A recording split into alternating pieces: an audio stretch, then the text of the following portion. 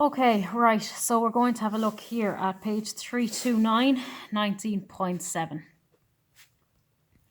Okay, so I'm told a sample of water was analysed in order to determine the amount of dissolved oxygen in the water using the Winkler titrations. The main reactions may be represented as follows. Now, I'm not going to go through all of the ratios, so if you are still having a bit of difficulty with that, have a look at the YouTube clip that I've posted on ratios already.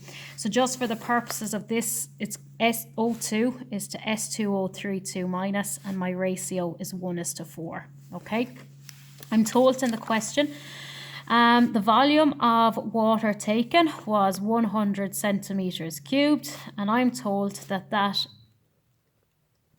required 0.02 molar and 8.8 centimeters cubed of my sodium thiosulfate. So I've just put in here what I have for each of my different substances. So so I'm going to start. 0.02 molar is moles per 1,000 centimeters cubed.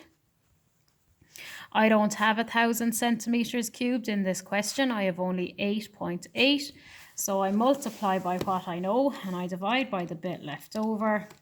So multiply 0.02 by 8.8 divided by 1,000 gives me 1.76 by 10 to the minus 4 moles.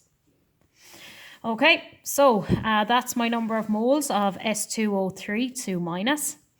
In this question, I'm asked for the amount of dissolved oxygen. So my ratio therefore is to 1.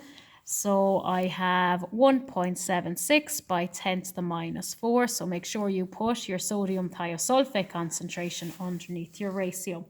So we multiply by what I know, which is 1, and divide by the bit left over, which is 4. So that gives me 4.4 by 10 to the minus 5 moles. Now, in this question, I am told that I have 100 centimeters cubed of water. So that 4.4 by 10 to the minus 5 moles is in 100 centimeters cubed. So that means in 1,000 centimeters cubed, I multiply by 1,000, I divide by 100, and that gives me 4.4 by 10 to the minus 5 moles.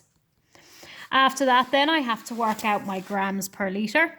So that's going to be number of moles equals mass in grams divided by my relative molecular mass of oxygen, O2. 16 by 2 is 32. So 4.4 by 10 to the minus 5 multiplied by 32 gives me a grams per litre of 0.01408, and I'm asked for it in ppm, so that is in grams per litre. To multiply, or to get it in ppm, I have to multiply by 1,000. There's 1,000 milligrams in 1 gram.